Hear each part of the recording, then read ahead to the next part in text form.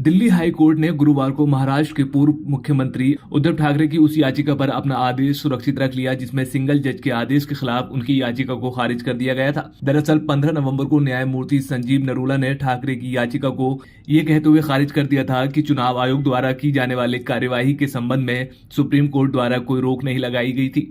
गौरतलब है कि चुनाव आयोग ने ठाकरे और एकनाथ शिंदे दोनों को 8 अक्टूबर को आधिकारिक मान्यता तय होने तक एक ही नाम या प्रतीक का उपयोग करने से रोकने का निर्देश दिया था। हाल ही में हुए अंधेरी पूर्व उपचुनाव के लिए उन्हें अलग अलग सिंबल आवंटित किए गए थे।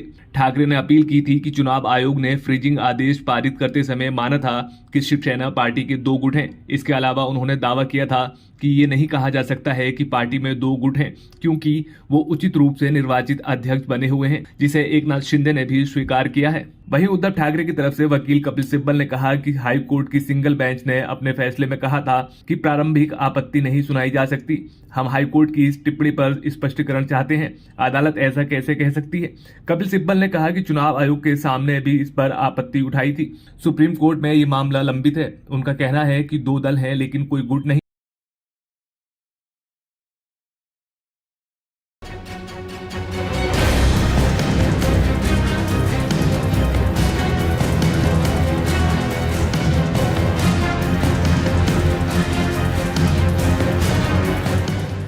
मुंबई के लोअर परेल इलाके में बहुमंजिला इमारत में भीषण आग लग गई है।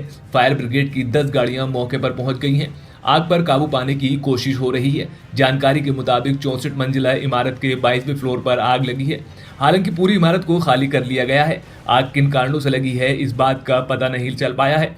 वहीं फायर ब्रिगेड के एक अधिकारी ने कहा कि दमकल की कम से कम 10 गाड़ियां मौके पर पहुंच गई हैं और आग पर काबू पाने की कोशिश की जा रही है। अधिकारी के मुताबिक घटना में अभी किसी के हाथाहाथ होने की कोई सूचना नहीं है। अक्टूबर 2021 में इसी आवासीय इमारत की 19वीं मंजिल पर स्थित एक फ्लैट में भीषण आग लग गई थी, जिसमें लोगों की जान बचाने के दौरान 30 वर्षीय एक सुरक्षा गार्ड की मौत हो गई थी।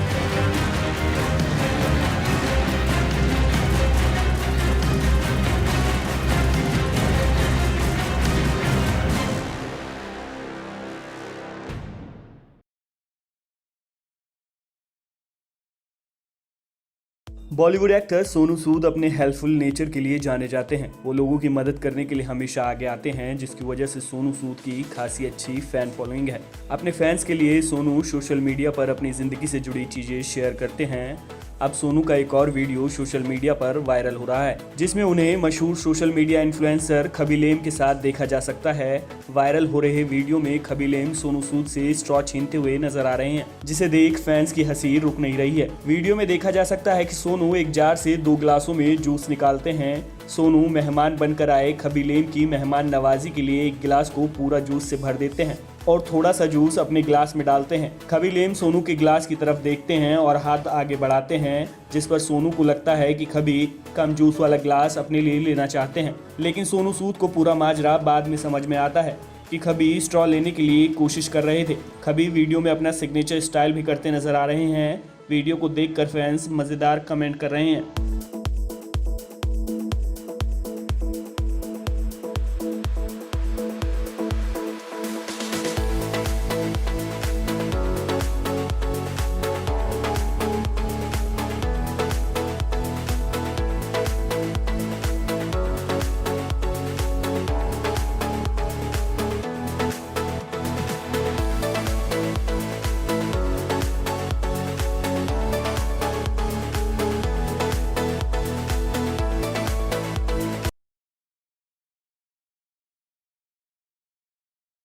महाराष्ट्र और कर्नाटक के बीच चल रहे सीमा विवाद को लेकर गृह मंत्री अमित शाह ने दोनों राज्यों के मुख्यमंत्रियों और उप मुख्यमंत्रियों समेत अधिकारियों के साथ बैठक की है, जिसमें मामले को संवैधानिक तरीके से हल निकालने पर सहमति बनी है। गृह मंत्री अमित शाह ने मीडिया से बातचीत कर इसकी जानकारी दी।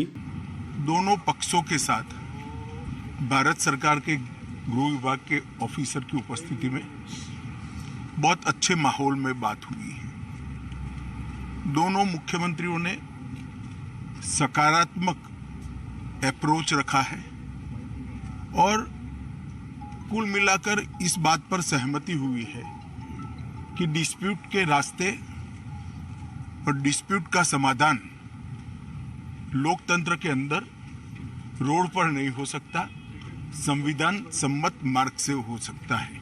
अमित शाह ने कहा कि सभी में सहमति बनी है कि सीमा विवाद का हल रोड पर नहीं बल्कि संविधान सम्मत तरीके से हो सकता है। अमित शाह ने कहा कि दोनों में सहमति हुई है कि जब तक सुप्रीम कोर्ट का फैसला नहीं आ जाता कोई भी राज्य किसी जगह पर अपना दावा नहीं करेगा। सबसे पहले जब तक सुप्रीम कोर्ट का इस बारे में निर्णय नहीं आता कोई भी राज्य इसके बारे में एक दूसरे राज्य पर क्लेम या तो डिमांड जनरेट नहीं करेगा। दूसरा, दोनों राज्यों के मिलाकर दोनों ओर से 6 मंत्री बैठेंगे और इस पर डिटेल नीचे तक परकोलेशन किस प्रकार से हो इसकी चिंता और चर्चा करेंगे। छोटे छोटे और कई मुद्दे भी हैं दो राज्यों के बीच में जो पड़ोसी राज्यों में आमतौर पर देखे जाते हैं। ऐसे मुद्दों का निवारण भी ये 3 मंत्री दो ओर से जो है वो ही करेंगे।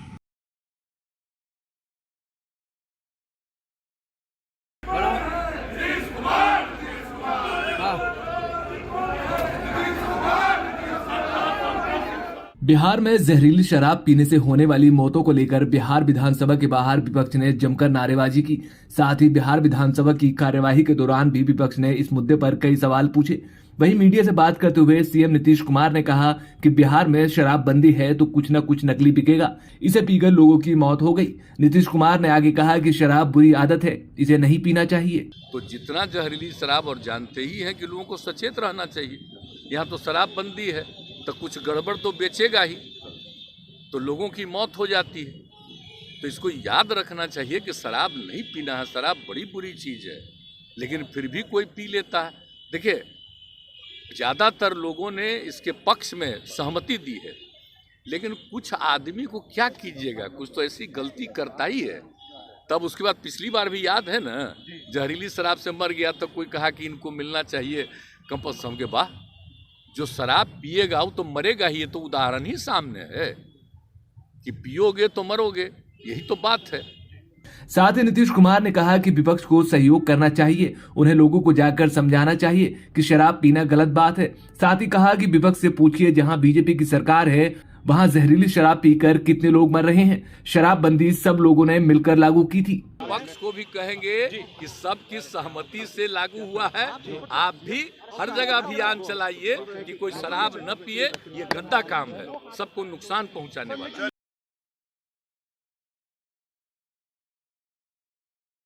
अखिल भारतीय आयुर्विज्ञान संस्थान के सर्वर पर साइबर हमले को लेकर एक बड़ा खुलासा हुआ है। सूत्रों ने बुधवार को कहा कि ये साइबर हमला चीन से किया गया है। देश के प्रतिष्ठित मेडिकल संस्थान एम्स में 23 नवंबर को हुआ साइबर हमला चीन से शुरू हुआ। बता दें कि 5 सर्वर के डेटा को वापस हासिल कर लिया गया है। स्वास्थ्य मंत्रालय के सूत्रों के मुताबिक हैकर ने अस्पताल के 5 भौतिक सर्वरों को निशाना बनाया, लेकिन इन 5 सर्वर का डेटा अब वापस ले लिया गया है। बता दें कि इस बीच अस्पताल ने भी कुछ विभागों में आंशिक रूप से ऑनलाइन मोड पर काम करना शुरू कर दिया है। अस्पताल के एक सूत्र ने बुधवार को बताया कि ओपीडी अपॉइंटमेंट कुछ हद तक ऑनलाइन माध्यम से शुरू किया गया है। सूत्र ने कहा कि नई राजकुमारी अमृता कौर ओपीडी में कुछ ऑनलाइन और ऑफलाइन नए फॉलोअप पंजीकरण किए जाने शुरू हो गए हैं। हालांकि अभी तक वार्ड में भर्ती और डिस्चार्ज की प्रक्रिया को मैनुअल मोड पर किया जा रहा है। वहीं अस्पताल में अभी तक स्मार्ट लैब को भी ऑनलाइन नहीं जोड़ा गया है। गौरतलब है कि दिल्ली एम्स के मुख्य सर्वर पर 23 नवंबर को साइबर हमला हुआ था। दिल्ली पुलिस और अन्य सुरक्षा एजेंसियां शुरू में इसे कंप्यूटर इंसिडेंट मान रही थी। एम्स के सभी कंप्यूटर का एंटीवायरस का लाइसेंस खत्म हो गया था। वहीं हमले में एम्स के 4 सर्वर, 2 एप्लीकेशन सर्वर, 1 डाटाबेस और 1 बैकअप सर्वर प्रभावित हुए थे। हालांकि पुलिस ने अस्पताल की ओर से किसी तरह की मांग से इनकार किया था। दिल्ली पुलिस ने एक बयान में कहा था कि ऐसी कोई मांग एम्स प्रशासन के संज्ञान में नहीं लाई गई है।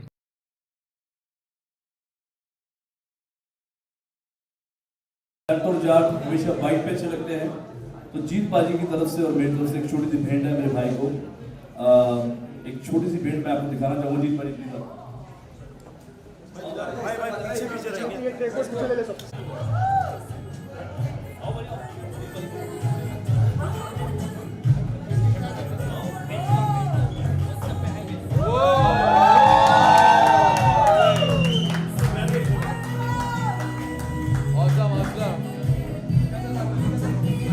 awesome.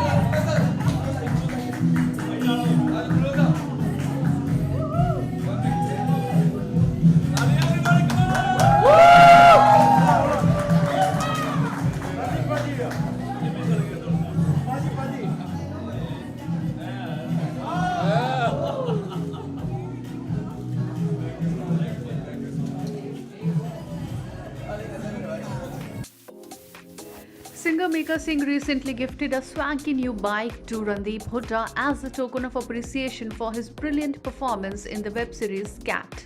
The web series is currently streaming on Netflix.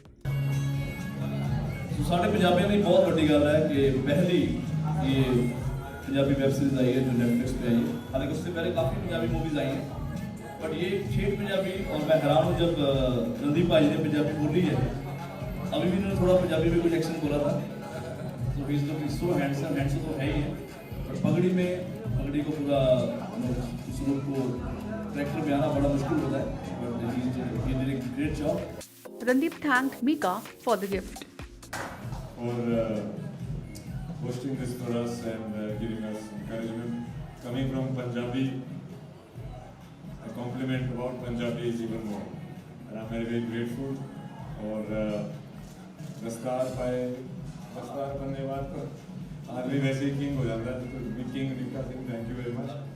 And the whole team of CAT, I hope they're all here. They've done a great job, fabulous. I'm very proud to be a part of this project. Thank you. Cat is the story of Gurnaam Singh, played by Randeep Hooda, who is compelled to confront his dark past in an attempt to save the life of his brother. Having once been a cat informant for the police as a young boy, Gurnaam finds himself plunged right back as a police informant into the volatile underbelly of corruption and crime as he untangles a web of deceit. The web series has been directed by Balwinder Singh Januja. Subscribe now and press the bell icon. Never miss an update.